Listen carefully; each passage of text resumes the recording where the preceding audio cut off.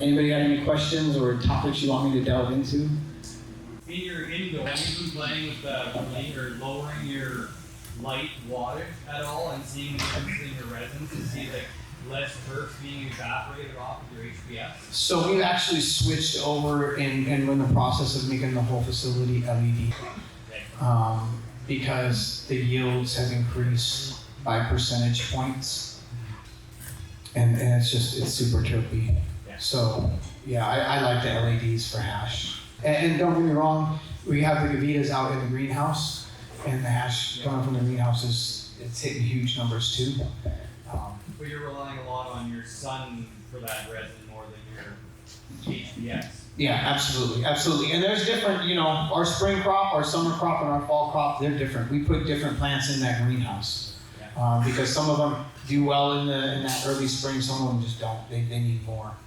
And it gets expensive. Gas is really expensive this year. We've got, like a 500-gallon tank out there, and it hurts when they come fill that thing up. You see that in the fall when it's rainy, you get better clarity. That's gas. Yes, yeah, absolutely. We need to get our road paved. We're working on it. We've planted, on the farm itself, you won't find any dust. It's pretty much covered up with cover crop. We've got cover crop everywhere. Purslane, which is my favorite. You guys, anybody heard of purslane? Yeah. Purslane's awesome. It's like a little girdling thing. It's like a succulent, and they use it for face products. Eye creams, some of the super fancy stuff that the ladies use. They have more omegas than avocado. Makes really good pestos. So you can just blend it up for replace avocados or whatever. Yeah, it's awesome, and it looks cool, and it girdles and stays low. And if you hit it with the water, it's a mat, so it'll just bust the water right up. Cover crop is super important. Throwing my 2 cents on cover crop. Super important. It's protecting the microbes on the top layers from radiation from the sun. It is bringing in exudates and usually nitrogen and fueling back your soil up. It's helping the rainwater. It's stopping compaction. So, and it's a really simple and easy thing to do. And get something that stays low though. You don't want something that girdles and goes up into your plants because then you're gonna have issues. And whack it before it blooms. Otherwise you can get pollen and stuff in your hash and you don't necessarily want that. Are you hand washing or machine washing everything coming off the farm? We do both. I like the machines. I really do. Generally, if something is like, hey, this is really super good, we'll hand wash it. And then after the first round, it gets thrown into the machines and gets worked. Yeah. Try to get the cuvee off, and then everything else. It's just a grind. What are your thoughts on freeze dried versus air dried? So I like, if we're talking 6-star, I like the air dried better. Do you think about a freeze dried strawberry or a dehydrated strawberry, or the same with pineapple, right? They're different. They're different consistencies, different textures, and I think that I like the granulated look of something that's been sieved and air dried. And to me, it's just got a little more durability to it. I think it's going to hold longer if you need it to. But again, freeze dried stuff, the strawberry, I can't get it through the sieve. It's just too gooey. So I don't mind freeze drying that one, and it turns out great. It's just, to me, it's more of a visual thing. How are you getting cold water into use and stuff, or what filters are you using? Our situation is super unique. My farm is on top of the number 3 rated aquifer in the country. Super clean, super cold. It goes from the Cascades under the Puget Sound and then comes up on the peninsula. It's really good water. When I was up in Arlington, there was a lot of agriculture around, and super heavy metals, all kinds of stuff in the water. And so we had reverse osmosis. We even had the deionized system on it. So I think really it just kind of depends on what kind of water you're on. On my farm, we literally just have sediment filters, and that's it. Do you have chilled tanks or anything like that? Or The water comes up super cold. Okay. I've ran chill tanks before, so we've done I don't know what size, they were maybe 500 gallons. And those ones we had copper coils twisted down in there, and then they were chilled with the Cerna system. So they were pumping the glycol through it to keep it chilled. And that worked great. We could get the water down, I didn't have a pump in there keeping it moving. So we could get the water down below freezing, 30, 28, 29 degrees. And that was really helpful, but we always found that you just need more water. We're all pretty familiar with the gland structure. In your experience, are you ever encountering something that goes against the grain where you're finding a gland that's maybe more oily or less desirable upon visual inspection or primary inspection, but then when actually put into the washing, you're seeing desirable results? At the end of the day, it's a guess. I've definitely had some stuff surprise me that the strawberry yogurt, I didn't think that was gonna wash at all. I thought it was way too gooey. The pinkleberry was kind of a fun one because that was the first time that I'd actually seen purple inside of the trichome head. Like it was all, the juice inside was all pure purple. And that lends to purple hash, which was really awesome. The OG Ghost Train Haze is a sativa dominant one. And it's got really long stalks and these teeny heads. But you just gotta let it go a little longer and those heads get big enough. But again, I'm collecting them in the smaller micron bag. What advice do you have for younger hash makers up and coming? Do you think that they should spend more time exploring unique genetics or more time exploring unique tech? It's really kind of an interesting time now because you guys have so much access to how people are washing and best practices, and so we can learn from each other at a rate that we couldn't do when I was learning. It was like when I learned to grow, there was none of this. You didn't tell nobody you was a grower. You didn't share cuts with nobody because you didn't want them to know you were a grower. And now we have all of this at our fingertips, right? I think now with having all that access to, the methodologies, make sure you learn it properly first. Hash making, number one is clean up. Make sure it's clean every time. And when you're working in a cold room with sticky plants, that means now. Like rinse that machine out as soon as it's done. Rinse those bags as soon as it's done with cold water. And that's gonna, you're not gonna have residue to go in and have to scrub with a bunch of garbage. Rinse it now. You ruin your bags. You gotta have pride in your equipment, in your tools.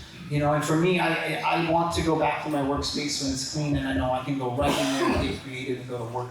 Yeah, new guys, get some good genetics, get some stuff so you have a baseline, find something that washes, play with it so you have a baseline. It's not fun to always get your ass kicked. And especially if you're in a position where you need the finances, don't roll the dice on something because, it could be a said hasher and it just doesn't work out. Find something that's known, that's good, that's gonna get you a solid return, and play with that and get to know what that looks like and what that feels like. And then you can experiment in small bits, You gotta make wise choices as far as that goes. So that would be my advice. There's a couple guys that swear by running dry material. Is it like a foregone conclusion for you? Like you only doing fresh frozen? Is there a reason for that? I think the market wants fresh frozen. They like that representation of the terpene, that that pointedness to it, and they like the unstableness of the hash, right? Because it melts great, right? So if I cure the plant, and when I get cured rosin, everything becomes more stable down the line. The hash itself is going to be like shattered, even, right? And the terps are a little bit different. Sort of like a raw honey appeal. Yeah, and I like that. And certain strains, I have to do that. Generally, I don't like to mix cultivars. I just don't. I think it muddles up the terps. Again, it's like having multiple chefs and then being like, okay, I'm gonna mix. You guys make a meal and I'm gonna mix them. That's not really good. I want the spaghetti to be spaghetti and the other one to be the other one. So. I got another question for you. Do you have any advice for guys that are limited on space but have a hard time throwing away, sort of weaker showings from packs that they've... Man, you gotta be cold-hearted. Right? That's kind of... You really gotta be cold-hearted. I mean, a lot of times we'll even pop seeds and not flower them right away. I've grown a lot of weird looking stuff because I was always looking like, ooh, a polyploid. This is gonna be something, ooh, a mutant. They're always terrible. Yeah. It's a waste of your time. throw them out, you know. God bless you if you were running any kind of Landers genetics. Done that too, and it was horrible. So if you can, you know, maybe not grow those ones, but you know, breed to them. The Lander stuff's fun. When you're buying seeds, you know what you're buying them for. If you want to find a keeper and mother that thing out, F1s are awesome. You know, the bigger hybrid, and grab it. If you've got a big field and you need something more uniform, you know, buy an F whatever down the line, something that's been stabilized. You know, there's certain situations where these autos or auto femmes are really handy. You know, so if any of you have big farms in some kind of microclimate, start breeding your own stuff. Because it's going to acclimate to kind of, and you're going to be making selections off of, hey, this looks good here. That might not have been the keeper in a different environment, but in your environment, that's the keeper.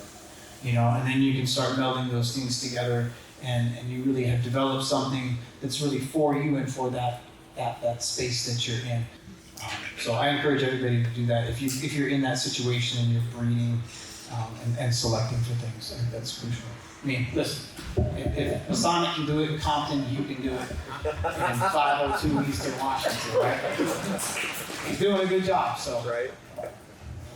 What are your cycle times look like when you're washing your wash? And like how many washes do you do? Again, it just kind of depends. Dry material, it can have you in there forever. You know, 10, 12 cycles. You know, as long as you're not beating it up too bad. I can get impatient when I see it really fall off. But I also think if you're doing it right, you should get the lion's share, pull 1 and pull 2. Fresh frozen, generally like 4, maybe 5. Again, the material that comes out of our greenhouse with the hugel beds in it, it just stands up. For whatever reason, it stands up better. Everyone's different. Some of them will drop it for you the first one. Some of them it waits till the second. And usually by the third, right, you get a big drop off in your returns. Have you done much experimenting with washing without ice? No, I think that the jacketed systems are super awesome. And so when this thing was running last night, you can drain the water down and then pump it back up, and it's just kind of doing this one. And I was like, oh, that's the bubble gym machine if this was jacketed, you know. I think it's an awesome option. You know, where I'm at, again, you know, is your water free? Is your water good? How much you got to treat? What's that going to cost you? You know, other situations, you may want a jacketed system. And I think, you know, if the end goal is to keep the contaminant out, what could be more gentle than not having ice in there? You know. What about just running it in a room temp down where the water's already at desired temperature? Isn't that essentially the same idea as having a jacketed system? Yeah, again, I don't know how cold you're gonna get it and how long you're gonna be able to hold that, you know, especially if you're introduced, you know, things get warm, and it can be costly. At our spot, we've got cold and wet, cold and dry, and then like a climate controlled area where we're pressing and packaging as well, and that sits next to the walk-in. So it's all pretty segregated. I think it's helpful.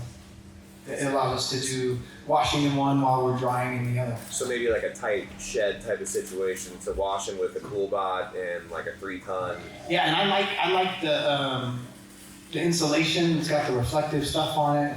Man, that stuff's great. We put that all up on the ceiling, and it just held like we had done the walls, and it was like, this is okay. And when we hit the ceiling, it was like, oh, okay, we just trapped the cold. Right. And it was significantly colder. So yeah. So you can find roots, seeds, and whatnot over here at the booth. And I've got gear, and Nicholas also has some flowers from some collab breedings that we've done together. And the local shops, I tried to make sure all of them were stocked up with hash, Peace of Mind. I don't know all the local shops up here, but there's a bunch if you guys are trying to get some stuff. In Seattle, Freedom, Hyperbole. I think I'm in 50 or 60 shops in the state right now, which is really kind of cool. I haven't really had to make any kind of sales calls. People just kind of call and hit us up, which is really awesome. There's like 500 stores, so I'm still in like just a really small amount, but I feel like I'm serving the people that know what it is, you know. When I call the store and they're like, can you send us samples? And I'm like, no, you know what it is, you know. I know what you guys are doing over there. You guys are just trying to get some free smoke. I know that game. Some of the stores were making super small orders, and I know it was just basically just to serve their staff. So this is kind of a little bit of a problem that we've had here. Some of the stores, their market is just, you know, they want to sell the cheapest stuff. And they'll order my stuff, but in small increments for their staff to enjoy, but they don't really want to put it on their shelves. Because once people get onto that, then they don't want to buy all the other stuff. And in Washington State, this is terrible. They passed the legal weed by saying that everything would be pesticide tested, and basically saying that the medical scene at the time was really bad. And only now are they enforcing that pesticide testing. And they won't start enforcing that until December. So the stores have till December to push out all the product that they bought that haven't been pesticide tested, which they've got mountains of. So you can go buy a $4 a gram of BHO right now at some of these stores. Is that disgusting? $20 ounces. Because they haven't been pesticide tested, and the store's gonna eat that. They have to burn it if they don't have it off their shelves by December. So if you hit those stores, tell them reorder the roots. I've noticed they're slowing down because they're trying to push off some of that other stuff. You know, we really don't use pesticides. We've got rogue beetles and nematodes, and we use beneficialinsectary.com, and they send us out satchels of all different kinds, you know, whatever we need. We got something for drip pressure or mite pressure or whatever it is. Those satchels work great. I don't know if you guys are using the beneficialinsectary.com, but it's a great resource for, you know, for dealing with those challenges in a natural way. What was your time? Am I good? Yeah. Sweet. Guys, give it up for Ryan. Thank you. Appreciate it.